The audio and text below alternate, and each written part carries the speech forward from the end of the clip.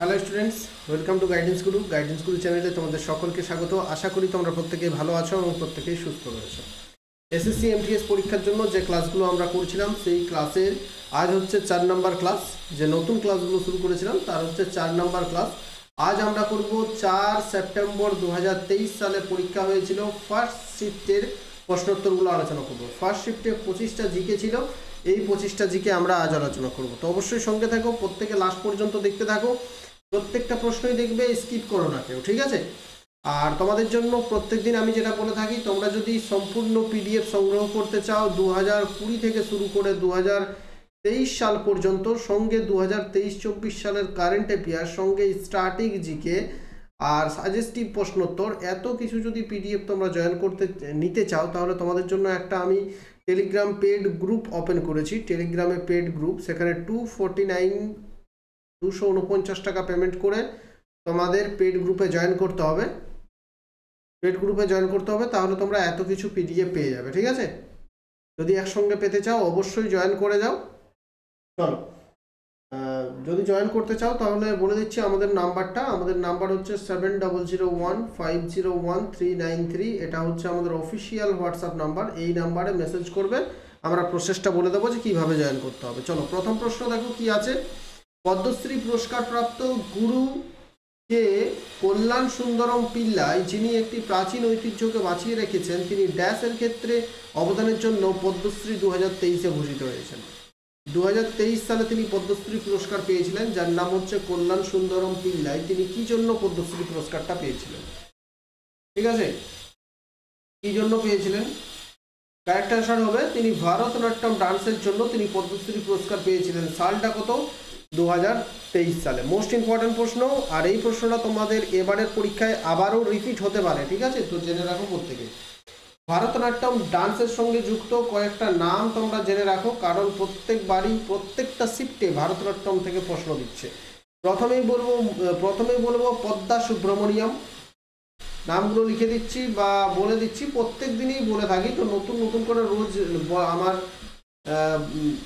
লেখার কিছু নেই। পদ্মা সুব্রমণিয়াম, এগুলো আমি প্রত্যেক দিনই বলে থাকি। পদ্মা সুব্রমণ, তারপর হচ্ছে রুক্মিণী দেবী অরুণডালে, তারপর হচ্ছে মল্লিকা সারাভাই, তারপর যামিনী কৃষ্ণমূর্তি, আলারমেল ভেল্লি, তারপরে কে কে কল্যাণকুট্টি আম্মা। এই নামগুলো কয়েকটা নাম মনে রাখো, তোমাদের কাজ দেবে, ঠিক আছে? আর সঙ্গে কল্যাণ সুন্দরম পিল্লাই, এই নামটাও মনে রাখো। 2 নাম্বার চলে যাব। ক্লাস ভালো লাগলে প্রত্যেকে অবশ্যই লাইক করবে, তোমার বন্ধুদের সাথে যত বেশি পারো প্লিজ তোমরা কিন্তু শেয়ার করবে, খুব বেশি শেয়ার প্রয়োজন, ঠিক আছে? 2 নাম্বার, কে রাজ্য নির্বাচন কমিশনারকে নিয়োগ করেন? নির্বাচন কমিশনার মানে কি? মানে হচ্ছে ইলেকশন কমিশনার। ইলেকশন কমিশনারের কাজ কি থাকবে? ধরো রাজ্যে যদি ভোট হয়, সেই ভোটের দায়িত্বে থাকবেন কে? পুরো ভোটটা পরিচালনা করবেন নির্বাচন কমিশনার। আর সেন্ট্রালে যদি ভোট থাকে, যেমন লোকসভা ভোট কে পরিচালনা করলো? নির্বাচন commission of India, election commission of India. তো রাজ্যের যে মুখ্য নির্বাচন কমিশনার থাকবে বা নির্বাচন কমিশনার যারা থাকবে, তাদেরকে নিয়োগ করবে কে? গভর্নর, রাজ্যের গভর্নর। আর যদি বলা হয় কেন্দ্রীয় মুখ্য নির্বাচন কমিশনার বা কেন্দ্রীয় নির্বাচন কমিশনার, এটা নিয়োগ করবে কে? রাষ্ট্রপতি নিয়োগ করবে। কে নিয়োগ করবে? কেন্দ্রেরটা নিয়োগ করবে রাষ্ট্রপতি, ঠিক আছে? রাষ্ট্রপতির কাছে শপথ গ্রহণ করবে, কিন্তু তাদের একটা কলেজিয়াম থাকবে, সেই কলেজিয়াম দ্বারা নিয়োগ করা হবে। যে কলেজিয়ামে থাকবেন আমাদের প্রধানমন্ত্রী, আরও সঙ্গে প্রধানমন্ত্রীর সঙ্গে 3 জন মেম্বার থাকবেন। এই 3 জন মেম্বার দ্বারা কিন্তু নিয়োগ করা হবে চিফ ইলেকশন কমিশনারকে, ঠিক আছে? বোঝা গেছে?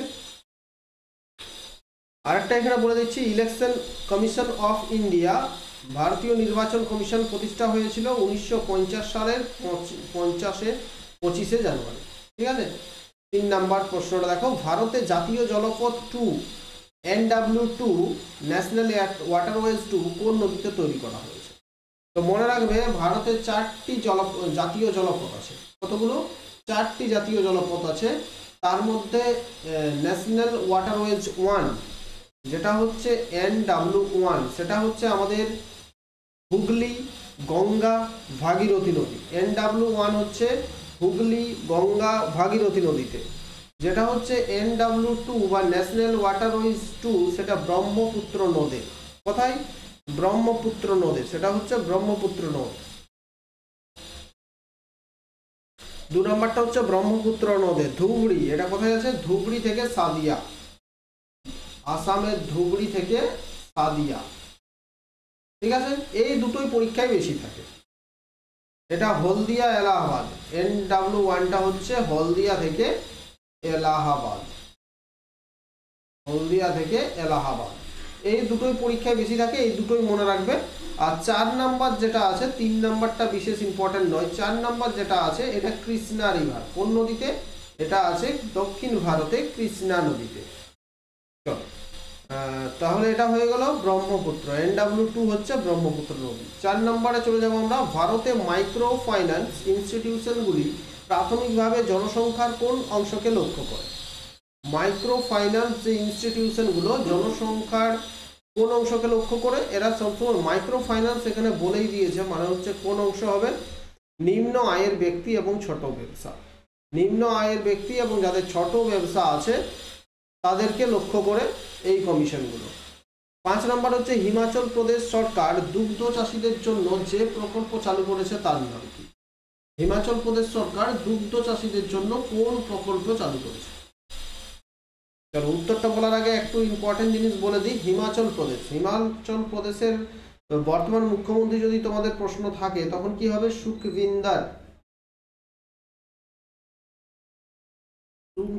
সুখবিন্দর সিং সুখু। সুখবিন্দর সিং সুখু বর্তমান হিমাচল প্রদেশের মুখ্যমন্ত্রীর নাম। হিমাচল প্রদেশের যদি রাজধানী বলা হয়, রাজধানীর নাম কি হবে? হিমাচল প্রদেশের রাজধানী হচ্ছে Shimla. Shimla is the correct answer. Himachal প্রদেশের রাজধানী হচ্ছে সিমলা। এখানে প্রশ্ন হলো হিমাচল প্রদেশ একটা প্রকল্প চালু করেছিল, যে প্রকল্পটার নাম হচ্ছে সঞ্জীবনী প্রকল্প। এটা পুরনো কারেন্ট অ্যাফেয়ার্স ছিল, বর্তমানে আর বিশেষ গুরুত্বপূর্ণ নয় প্রশ্নটা। চলো নেক্সট প্রশ্নে আমরা চলে যাব।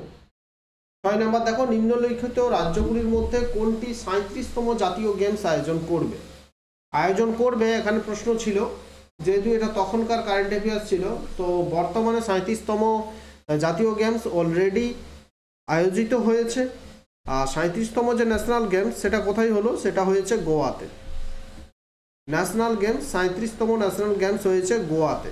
আচ্ছা, একটা প্রশ্ন থাকে যে জাতীয় ক্রীড়া বা ন্যাশনাল গেমস প্রথম কবে হয়েছিল? 1924 সালে হয়েছিল। প্রথমবার কোথায় আয়োজিত হয়েছিল? লাহোরে প্রথমবার, বর্তমানে পাকিস্তানের লাহোরে প্রথমবার আয়োজিত হয়েছিল। প্রত্যেক 4 বছর অন্তর অন্তর এই ন্যাশনাল গেমস আয়োজিত হয়। 2023 সালেরটা হলো কোথায়? গোয়া।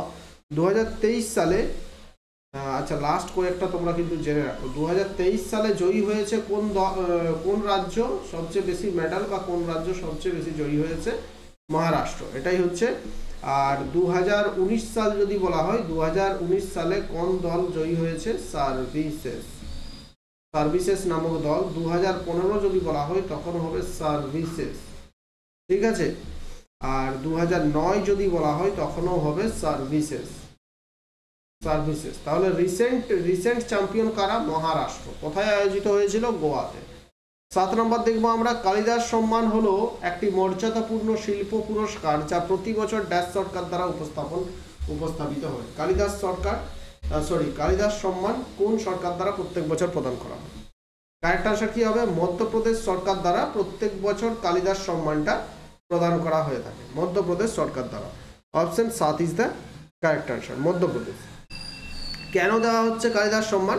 এটা মিউজিক বা সঙ্গীতে এই কালিদাস সম্মানটা প্রত্যেক বছর প্রদান করা হয়ে থাকে। লাস্ট 2022 সালে পেয়েছিলেন পণ্ডিত ভেঙ্কটেশ কুমার। 2022 সালে পেয়েছিলেন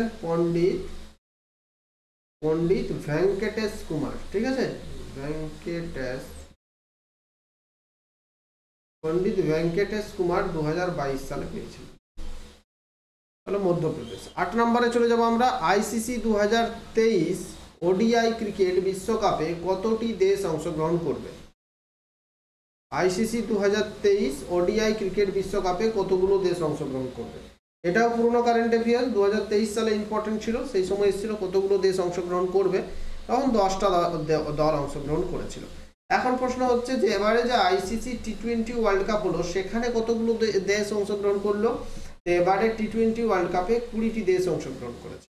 আইসিসির পুরো নামটা জানো? International cricket council. কবে প্রতিষ্ঠা হয়েছিল? 1909 সালে প্রতিষ্ঠা হয়েছিল আইসিসি। চলো, এবারে টি20 ওয়ার্ল্ড কাপ জয়ী হলো আমাদের দেশ ভারত। আর এই যে 2023 সালের যে আইসিসি ওয়ার্ল্ড কাপ, এটা জয়ী হয়েছিল অস্ট্রেলিয়া। আর 2022 সালের যেটা হয়ে গেল, 2022 সালের যে ফিফা ওয়ার্ল্ড কাপ, সেটা জয়ী হয়েছে আর্জেন্টিনা। 9 নাম্বার হচ্ছে born again on the mountain, এই স্টোরি অফ লুজিং এভরিথিং কার আত্মজীবনী? এটা তোমাদের প্রত্যেকেরই জানা উচিত, আশা করি তোমরা উত্তরটা জানো। কারেক্ট আনসার কি হবে? Born again on the mountain, a story of losing everything. Mountain যখনই বলেছে তখনই বুঝে নিতে হবে তোমাদের যে অরুণিমা সিনহার এটা আত্মজীবনী হচ্ছে বা জীবনী হচ্ছে অরুণিমা সিনহার। Born again on the mountain. Arunima Sinha একটু বলে দিচ্ছি তোমাদের, 1989 সালে জন্মগ্রহণ করেছিলেন উত্তরপ্রদেশে। 2011 সালে ট্রেন অ্যাক্সিডেন্টে তিনি ট্রেনের মধ্যে যে ডাকাতরা থাকে, সেই ডাকাতি করতে গিয়ে তারা অরুণিমা সিনহাকে কোনো রকমের ট্রেন থেকে নিচে ফেলে দিয়েছিল, ঠিক আছে, নিচে ধাক্কা দিয়ে ফেলে দিয়েছিল। তো সেই সময় অরুণিমা সিনহার এক পাতে প্রচুর ফ্র্যাকচার হয়েছিল, পা ভেঙে গিয়েছিল অনেক জায়গাতে। কিন্তু এই পা ভাঙা অবস্থায় কেমন জেদ দেখো। 2011 সালে এই ঘটনাটা ঘটেছিল। অরুণিমা সিনহা ট্রেন থেকে রাত্রে পড়ে গিয়ে সারা রাত তিনি লাইনের ধারে পড়েছিলেন। সকালে মানুষজন দেখতে পেয়ে হসপিটালে নিয়ে গিয়েছিল। তাহলে বুঝতে পারছো কেমন অবস্থা হয়েছিল। কিন্তু এই অবস্থাতেই তিনি 2014 সালে কিন্তু পৃথিবীর উচ্চতম 4-5টা শৃঙ্গ তিনি জয়লাভ করেছিলেন, ঠিক আছে, এভারেস্ট থেকে শুরু করে মাউন্ট কিলিমাঞ্জারো, আফ্রিকা আর আমেরিকা সবগুলো। তাহলে Arunima Sinha is the correct answer. 10 হচ্ছে নিচের কোনটি অর্থের বৈশিষ্ট্য নয়? অর্থের বা মানি বা টাকার কোনটা বৈশিষ্ট্য নয়? বহনযোগ্যতা, বিভাজ্যতা, স্থায়িত্ব। কারেক্ট আনসার হবে পতনশীলতা। পতনশীলতাটা কিন্তু টাকার বা অর্থের কোন রকম বৈশিষ্ট্য নয়। এখানে প্রশ্ন হচ্ছে প্রদত্ত বিকল্পগুলির মধ্যে কোনটি প্রতিধ্বনি সৃষ্টি করে? প্রতিধ্বনি বা রিফ্লেকশন সৃষ্টি করে যখন শব্দ প্রতিফলিত হয়, যখন শব্দ তরঙ্গ একটি কঠিন মাধ্যমে ভ্রমণ করে, যখন শব্দ তরঙ্গ একটি তরল মাধ্যমে ভ্রমণ করে হবে না, যখন শব্দ তরঙ্গ ভ্যাকুয়ামের মধ্য দিয়ে ভ্রমণ করে হবে না। প্রতিধ্বনি কখন হবে? যখন শব্দ কি করবে? রিফ্লেক্ট হবে, যখন প্রতিফলিত হবে। তুমি এইখান থেকে শব্দ বের করলে মোটামুটি 34 মিটার দূরত্বে যেটা থাকবে, তোমার যদি থাকে 17 মিটার দূরত্বে কোনো যদি প্রাচীর থাকে, দেওয়াল থাকে, তাহলে সেটা কিন্তু প্রতিফলিত হবে। তাহলে যখন শব্দ প্রতিফলিত হয় তখনই প্রতিধ্বনি সৃষ্টি হয়, ঠিক আছে। এখানে প্রশ্ন হচ্ছে 12 ড্যাশের দুটি ঐতিহ্য রয়েছে। একটি হলো সংকীর্তন, যা ভক্তিমূলক দিক, এবং অন্যটি হলো রস। এখানে রস বা রাস বলতে পারো, ইংরেজিতে এইরকম RAS। দুটো দিক আছে কার, একটা হচ্ছে সংকীর্তন এবং একটা হচ্ছে রস। কারেক্ট আনসার হবে ছৌ ডান্স। ছৌ ডান্সের দুটো তিনটা দিক আছে, একটা সংকীর্তন আছে, ধার্মিক দিক, রস আছে, তার মধ্যে মার্শাল আর্টস আছে, সব কিছু আছে, ঠিক আছে। ছৌ ডান্স পশ্চিমবঙ্গ, উড়িষ্যা, ঝাড়খণ্ড 3টা রাজ্যে ছৌ ডান্স হয়ে থাকে। 13 হচ্ছে নিচের কোন হ্রদটি নোনা জলের হ্রদ? নোনা জলের হ্রদ সুপিরিয়ার হ্রদ আমরা ছোট থেকে পড়ে আসছি, এটা একটা মিষ্টি জলের হ্রদ, ঠিক আছে। টিটিকাকা মিষ্টি জলের হ্রদ, মালাউই মিষ্টি জলের হ্রদ। কারেক্ট আনসার হবে Chilka. Chilka is the correct answer. Chilka হচ্ছে ভারতের বৃহত্তম নোনা জলের হ্রদ, আর চিল্কা হচ্ছে একটি নোনা জলের হ্রদ। যদি বলা হয় বিশ্বের বৃহত্তম নোনা জলের হ্রদ কি, তখন হবে কাস্পিয়ান সাগর।